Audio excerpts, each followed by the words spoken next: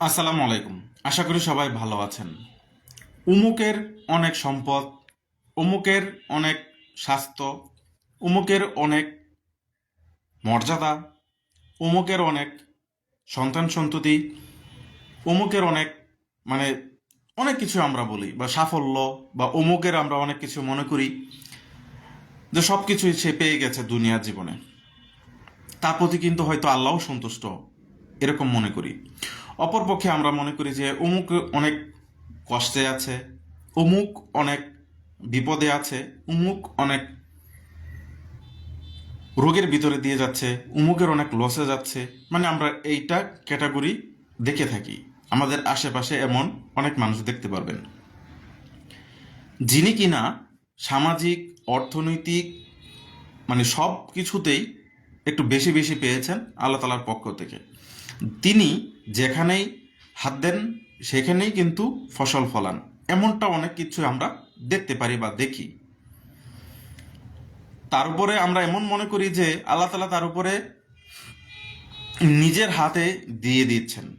আমরা এমনটা মনে করি বা বলে থাকি।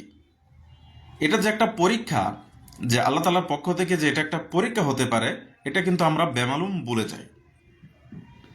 আমরা মনে করি যে ওই লোকটা তো অনেক অর্থ সম্পদের মালিক হয়ে গেছে, কোটি কোটি টাকা কামাচ্ছে, 2 দিন পরে পরে সন্তান হচ্ছে, বা তার যে ব্যবসা, তার যে চাকরি উত্তরোত্তর বৃদ্ধি পাচ্ছে, দুনিয়াটাকে সব পেয়ে গেছে, আমরা এমনটা বলে থাকি। কিন্তু এটা কিন্তু তার জন্য একটা যে পরীক্ষা চলছে, এটা কিন্তু আমরা বেমালম বলে গেছি। আবার একটা মানুষের কাছে আমরা জানি যে সে খুব বিপদে আছে, রোগে ভুগছে অনেক দিন ধরে, লস হচ্ছে, ব্যবসায়ী লস হচ্ছে, তার পারিবারিক সমস্যার ভিতর দিয়ে যাচ্ছে, তার স্বাস্থ্য ভালো না, এরকমটা মনে করি। কিন্তু আমরা মনে করি যে এটা সব আজাব, গজব, তার উপরে পরীক্ষা, এমনটা আমরা মনে করি। প্রথম একজনের কাছে আমরা মনে করি যে আল্লাহ তালা তাকে সব দিয়ে দিচ্ছে, অপর পক্ষে আরেকজনের কাছে আমরা মনে করি যে সে কিছুই পাচ্ছে না, আল্লাহ তালা তাকে দেখতে পাচ্ছে না, বা এরকমটা মনে করছে। কিন্তু দেখুন একটা জিনিস, যে আপনি আল্লাহ তালার পক্ষ থেকে যে সব কিছুই পেয়ে গেছেন বা পাচ্ছেন, এটাও যেমন একটা আল্লাহ তালার পক্ষ থেকে একটা পরীক্ষা একটা মানুষের জন্য। আবার রোগে সুখে ভোগা, লসের থেকে যাওয়া, এটাও কিন্তু আল্লাহ তালার পক্ষ থেকে একটা পরীক্ষা। আপনি নট নেসেসারি, আপনি কখনোই বুঝতে পারবেন না যে ওই মানুষটা কিন্তু একেবারে আল্লাহওয়ালা, বা আল্লাহ তালা সব দিয়ে দিচ্ছেন, বা পরীক্ষা এটা করছেন না। আবার অপর পক্ষে যে একটা মানুষ খুব কষ্টে দরিদ্র মানে ভিতর দিয়ে যাচ্ছে, এটা যে তার পরীক্ষা, এটাও না। দুইজনেই কিন্তু পরীক্ষার ভিতর দিয়ে যাচ্ছে। আল্লাহ তালা কাকে কিভাবে পরীক্ষা করছেন সেটা কিন্তু আল্লাহ তালাই ভালো জানেন।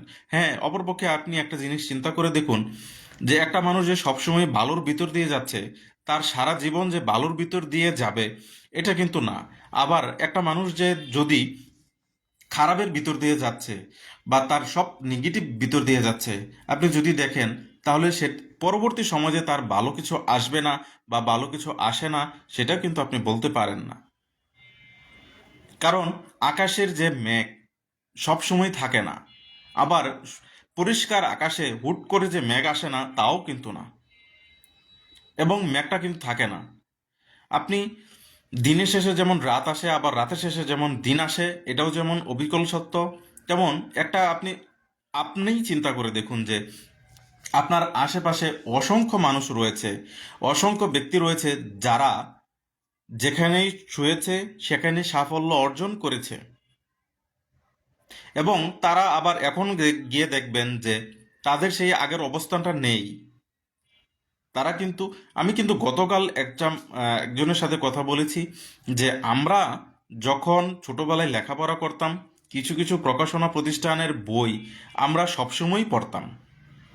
এটা ছাড়া কিন্তু কল্পনা করা যেত না যে স্টুডেন্টের কাছে ওই প্রকাশনা প্রতিষ্ঠানের বই যদি না থাকতো, গাইড বই যদি না থাকতো, তাহলে ধরা হতো যে সে কোনো স্টুডেন্টই না।